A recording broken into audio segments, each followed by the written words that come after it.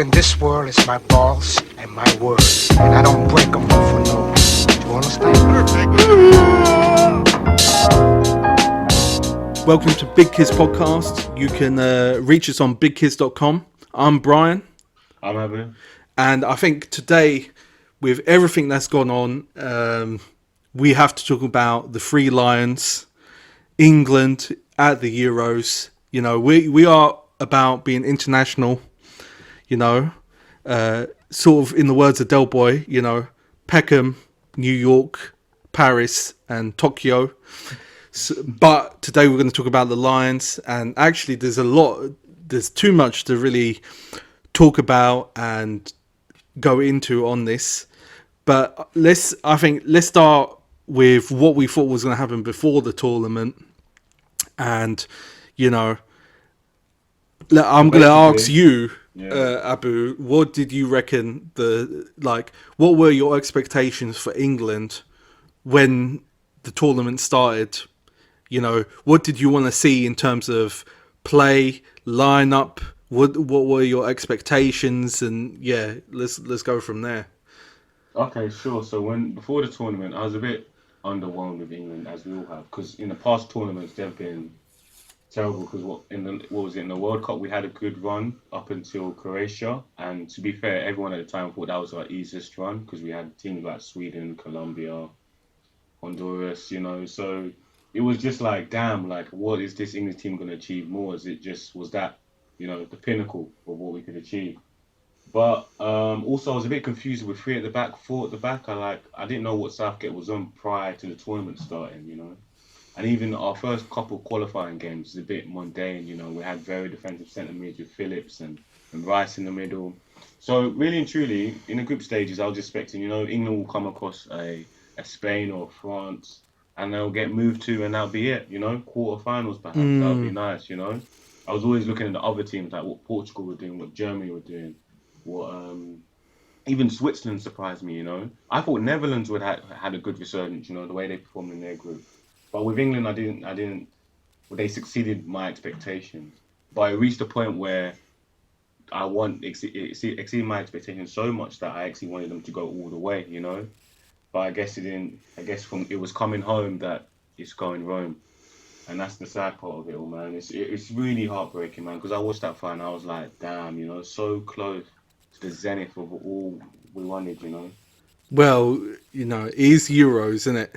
But okay, so maybe I should be open. Yeah, actually, you should be open, yeah, because you've got fucking ties to Italy, haven't you? So I've got a very Italian surname. And a passport and stuff. So, you know, I mean, let's put it this way, yeah. Don't get me wrong, yeah. I still celebrated, yeah. You know, come on, man. You know, pasta out your window. In London, there were restaurants that were throwing pasta out the window and just champagne. I didn't do that, but you know, I was sad, but I had something to celebrate, right? Because. So when Saka missed that penalty, what was your initial reaction? Joy or sadness? It was a mix of emotions because hold on, because I'm gonna go into this. But let's put it this way. I happen to have Brazilian nationality, Italian nationality, and British nationality, and I was born in England, so England is home, and. I don't know if I said this to you previously, but I watched England in every single tournament, every single game. Mate, I admit I've stopped watching the qualifiers because my goodness, some of those are drab. Like basically, I got to the point where I watched a few and I thought, Jesus Christ, I've watched 5 hours of England qualifiers and the friendly over the weekend, and my life has been wasted. I could have watched paint dry, and it would have been more entertaining or insightful. Than this, honestly. But I have watched them at every single major qualifiers, and I was supporting England because, you know, I've seen Italy win the World Cup. I've seen Brazil win a World Cup more than one. So, you know, for me, this is the thing. For me, the experience of supporting a team that's going to win and having some sort of immediate connection or family who lives in that country, or having spent lots of time in those countries my own self with family, it wasn't new, right? So I know for England to win, it would have been something special. And actually, maybe the one time in my whole life as well, right? So I was supporting England because, unfortunately, now I'm going to sound, I'm a United fan. The Euros is the UEFA Cup, right? It's not the Champions League, okay?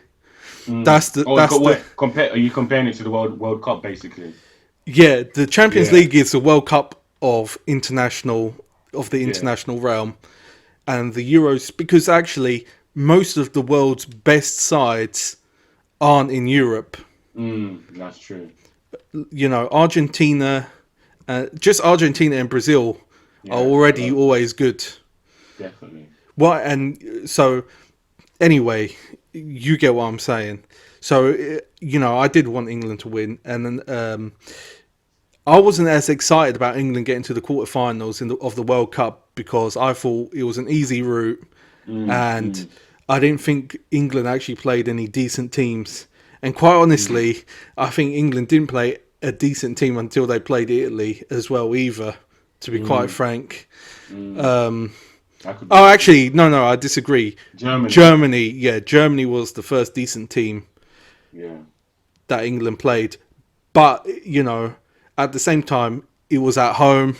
You had home advantage. And it could have, it was close.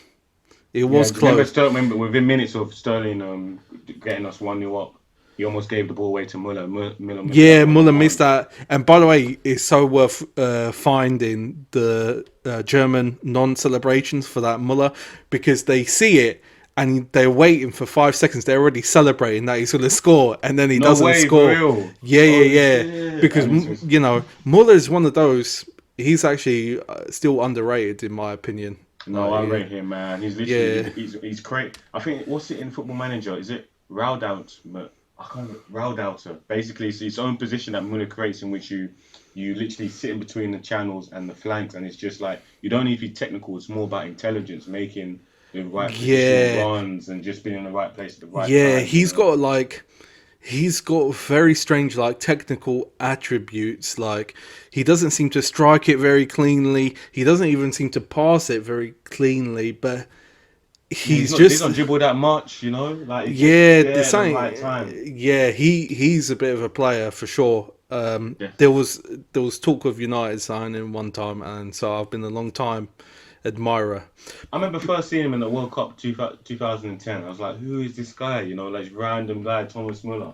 That shows he's been playing at the top level for so long, man. Crazy. So I would agree with you maybe that I thought England should have, by the end of the tournament, I thought England should have won, and before the tournament I thought maybe get to the quarters. I mean, in terms of the final, let's just go into the final, right? Because I feel like everything before the final is less important. You got to the final. The final is the most important game. For me, the moment it went into extra time, Italy have already won it. The longer the game went on, the more likely Italy were to win it.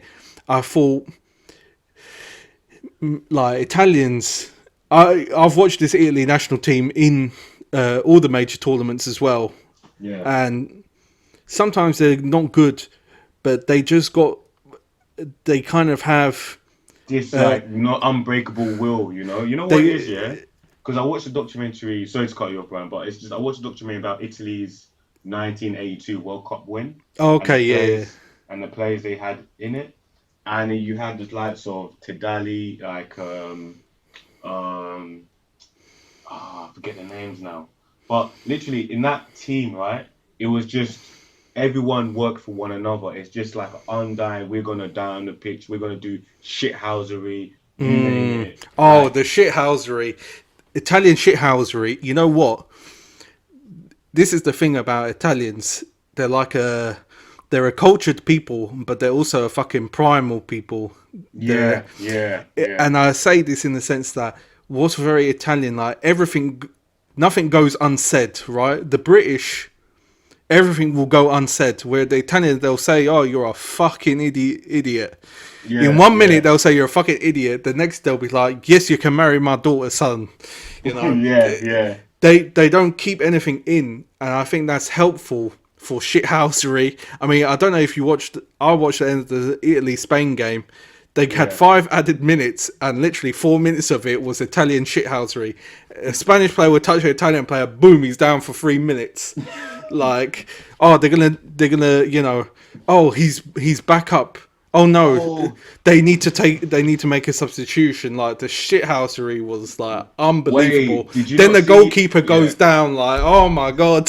Like, it was incredible shithousery for sure. You know what? To typify, did you see before the penalties between Spain and Oh, Italy, yeah, I what did see Chiellini that. did to Jordi Alba, bro? I was like, nah, that's psychological game, man. Man was all gripping him up and everything, pretending to punch him and shit. Like, yo, that's Yeah. power tripping, man. No. The thing is, right, you got to imagine Chiellini.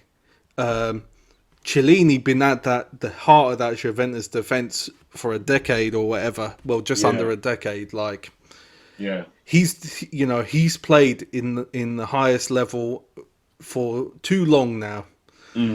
So he knows everything is about margins, and he knows the pressure. Especially, this is the other thing. England would have done better if it was away from home.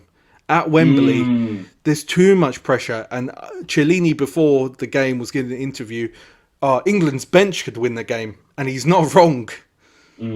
But I think really the English team, like, for me, right, I think Italy in actual capacity, like potential capacity, is the 5th best team in Europe, right? I would say England's better, France is better, Spain is better. Portugal. Ooh. Spain is a new look, you know. Spain is actually a new look, you know, because I was even surprised. Spain actually surprised me if we're talking about. No, but Spain could have beaten Italy. Yeah, like- yeah, they could have, yeah. I don't. But it was What a I tight mean game, is, though. It was a tight game. Italy performed to their max capacity, whereas the other teams didn't get close. That's what I mean. I don't know. With the Spanish team, I'd say it was even. Like, they'd come up. But to be fair, this is a Spanish team with no Real Madrid players. No, it was literally a new look. Like, De Gea wasn't in goal. The only recognizable names that we all know is maybe Azpilicueta and maybe Jordi Alba. But the rest were like, you had Pau Torres. You had Pedri from like Barcelona, 17 years old. So I give him a rating on that. But with the Italian team, you reckon it was? You reckon that's the best they could have given? But they beat every other team, though. That's the thing, though. No, they did. They beat every other team, but simultaneously, Spain had them on the ropes. Lots of teams could have beaten them. England, for sure. You saw when they showed attacking intent, and actually first 10 minutes. the first 10 minutes, and drove at Italy straight away. It was a goal. They Yeah. switched the play quickly. There was a goal. Luke Shaw with the Van Persie finish, bro. Loving that shit for sure. Trust. It's So- like England blew their load, you know. Like, once that happened, we didn't know what to do, and we just allowed the Italians to start playing football again, man. That's what the thing about. I don't know. You know what it is? It's just, as your default sense, it's like, oh, let's defend, rather than let's try something new. Let's go and play expansive football. You know, this is a final. You know, but I guess you could say lack of experience. You know, not being in such a position and just trying to be. You'd rather go in yourself rather than play out. So I Be, think that was side of that. This is the thing. It's like the moment England were 1-0 up, the idea that they would keep it at 1-0 and see out the game was absurd. Let's be real. The best form of defense is attack, and here's where it was. I was watching that game thinking, Italy are unhappy that they've conceded a goal, but they would be happy to take 1-0 at half time, because they know if they hold it out 20 minutes in the second half, shit is going to get nervy, because you've got half an hour of the game left. They're at home. They've not done it in 55 years, and all Italy need is one chance, because if they get one chance, everyone's going to be shitting themselves. And guess what happens? In goes the goal at 67 minutes. I remember looking at thinking, this is fucking over now. Right? I've watched Italy play. For me, it was over. It was over for England at that point. You know why? Because what happened was, boom, the psychology of it is fucking devastating. You got 20 minutes. You were 20 minutes away from winning, and now you're back to square one, and you got 20 minutes before they're going to take you down for another half an hour. And at half time, before half time, what did Chiellini do to Saka? He done the pullback. No, that was an extra time. That was second half. Oh, it was the 90th minute. No, not no. I think it was an extra time, but it wasn't. It was just still. It was still a dead rubber. It wasn't. To be fair, because what's his name? Mount came off it late. That's another issue I had. Mount was hella ineffective that whole game. Man, I think Mount came off in like the 80th minute. What is it with the Mount wank-off? I'm sorry. Lampard's son? Yeah, bro, can I just say Lampard was having a wank over him on telly. It was unbelievable. Like, cool. I just thought this man has got a laminated picture of Mason Mount at home, ready for use. You know, the shit was a bit bonkers. Like, and don't get me wrong, Mason Mount impressed me this season, but fucking hell, get him off. Jesus Christ. Yeah. Get him off. He's fucking not that good. Like, he shouldn't be starting over Grealish, Sancho, or Foden. Right? Yeah. In that situation, man, it was a poor call. You know, Foden didn't get to play a second in that final. No, he was injured. He got injured in training. So he got injured in training, but he was fuming. I didn't know that about the training, to be fair. But for me, this is the problem. Like, it's almost like Ole Gunnar, The same reason they got to the final is also the same reason why they lost the final. It's like Southgate. Southgate got England to the final, but he also lost the final. What's your take on a double substitution of his? Like, people, I don't know. I don't hold it against him because it was the situation that was approaching penalties, and you just assumed those were his best penalty takers in training. So I just think the man management of it is, it's a bit too smart. He thinks it's a move that's is way too smart. So you're saying it's counterintuitive in a sense? It's not counterintuitive. It's like it's been overthought. Okay. In the sense that if they were going to take the penalties, they needed to start extra time to have. And people were saying, "Oh, you don't need to warm up to score a penalty." No, but it's about the psychological preparation to take one. If you're involved in the game, if you're running around, if you're participating, it's different. When they've just come on and they've done nothing but run around for 2 minutes, and then they have the entire weight to take the pressure of taking the penalty where it's all on them, it doesn't work out. I think psychologically, they'll, I'm not saying there won't be studies or whatever, but it seems quite obvious to me, it doesn't work like that. Like, you need to ease yourself into that psychological mindset. You can't just come off the bench and take a penalty. You're at Wembley. Yeah, of course, like 70,000 people, even though the max capacity was 60,000. Did you hear about that? People breaking into the stadium? Yeah, I've seen the videos as well about that. Yeah. But it's not going to happen, man. It's like, even if they believe they're going to score, the psychology of it doesn't work. And that's what I mean by I thought it was a bit too smart. But also, should have won it in the 90. Italy spent half the game on the ropes against Spain. And England's attackers are better than the Spanish attackers. You've got Harry Kane on there. You just need Harry Kane to... If you give Harry Kane 3 or 4 half chances, he will put at least one of them away.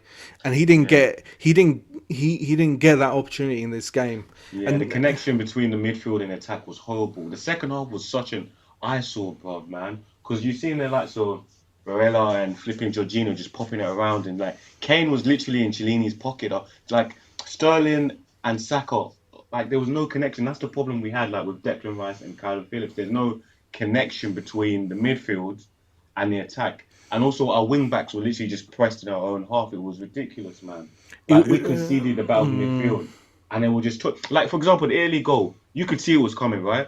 You could see it was coming. The way, like, like I think there was a misplaced pass by Phillips, and then Pickford just starts hoofing the ball. Like, what the fuck? We were passing the ball at the back before Yeah. this.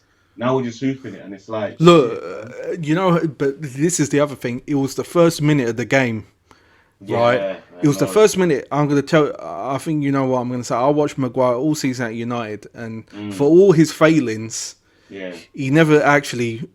I didn't see him pass the ball once like that. I mean, don't get me wrong. There was one pass he did to Fred, which Fred was then tackled and we conceded, but he never yeah, kicked it out like so uselessly. And that was the first minute of the game, and then in the second minute of the game, Shaw Van Persie did.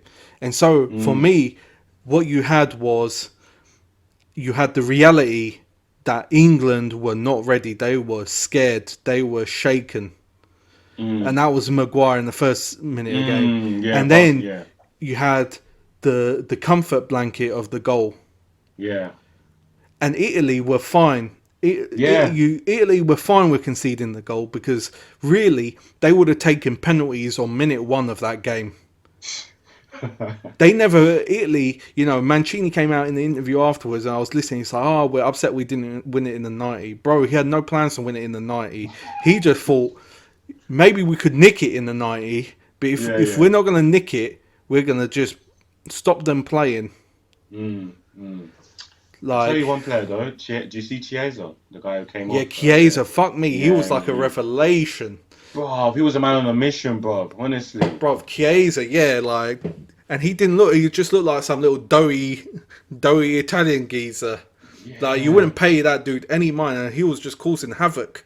Trust, man. Honestly, you know. Like, he went off injured as well. At Yeah, first, I yeah, thought it was shithousery, and then he actually did go off. yeah, yeah. No, but I actually thought we had a chance when he came off, you know. But then it was Yeah. just the same shit until the penalty. But this is the thing, I did think Southgate was going to get out-tacticked by Mancini. Yeah, you're talking about a top tier manager here versus Southgate, you know.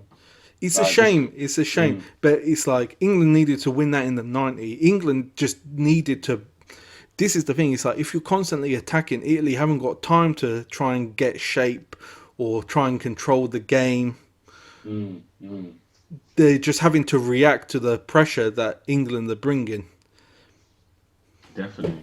So it was, you know, that was a problem, man. Like England should have won that game.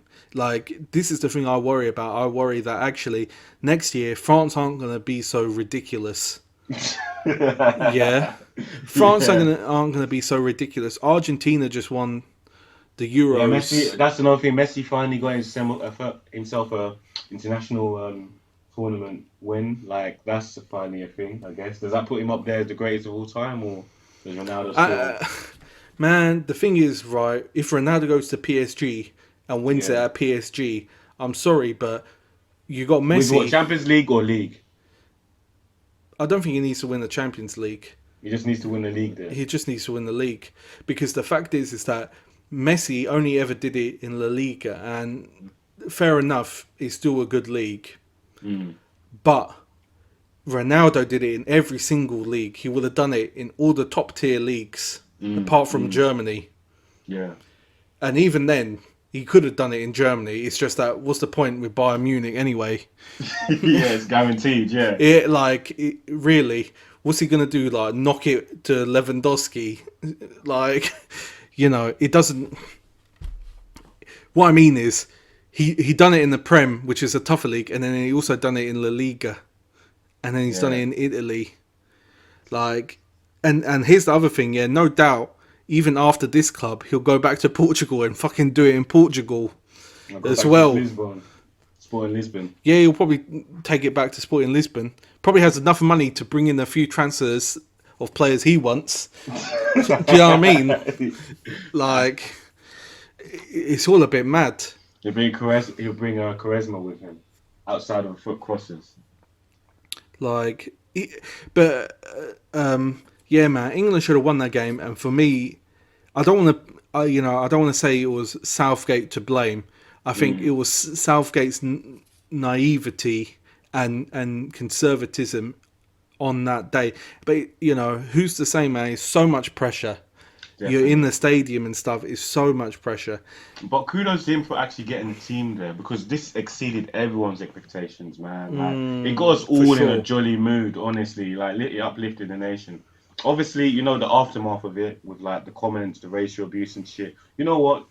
That shit was always gonna come. You're always gonna get fuckheads who are gonna say that shit, you know. And it's just no. Of course, the thing is that happens after like fucking a 3-pointer against Crystal Palace, mate. Or whatever. Like, so of course it was gonna happen. What I wanted to talk to you about actually though was the fact that when the government came out and said, "Oh, it's horrible," blah blah blah, the players were coming back saying, "What are you talking about?" Here's one storyline. Said, yeah. This is one thing that does piss me off because it doesn't make any sense. And we obviously went to Wales recently. I said this to George as well on the chat, which is this whole bending the knee shit, right? Everyone who's upset about it says, "Oh, it's about Marxist Black Lives Matter organisation," and I'm thinking, really, you really believe, like, this is why I think it's obviously bullshit. It's like it's a hidden agenda, right? Because really, you believe that these multi-millionaire footballers wearing luxury designer gear, driving supercars, who own property empires and businesses, and receive multi-million-dollar sponsorships or whatever, you believe that they are propagating and promoting Marxism. Is that really what you believe? Is that actually what those people who say they're against bending the knee, they believe that these footballers, that's what they believe in? They believe in promoting Marxism. Really? Or is that just a hidden agenda, right? And of course it's a hidden agenda, but what the politicians wanted to do is they wanted to take this hidden agenda and use it for their own popularity. And most people have seen through that, you know, because this is the thing, like, I think British people, at the end of the day, they're not bad people, they're good people.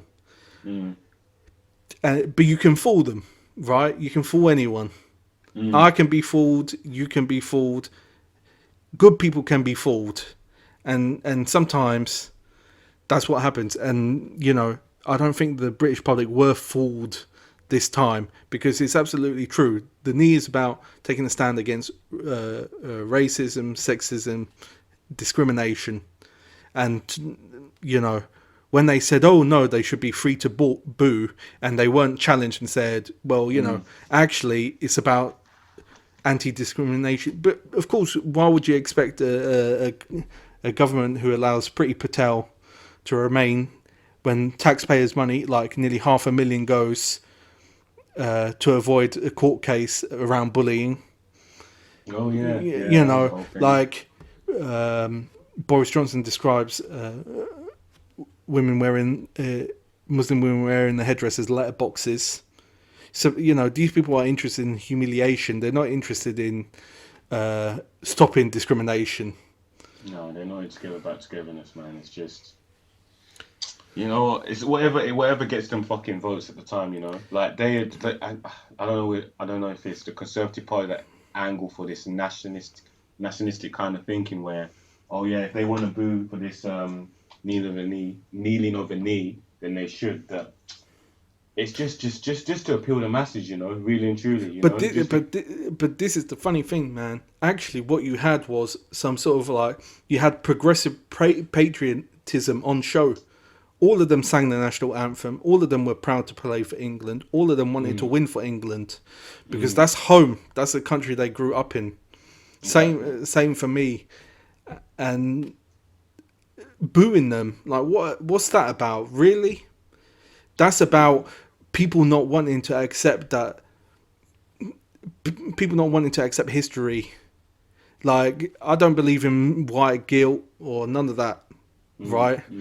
I mean, don't get me wrong. I understand the concept of white privilege and actually can acknowledge that it does exist. But similarly, I don't think propagating that idea is beneficial.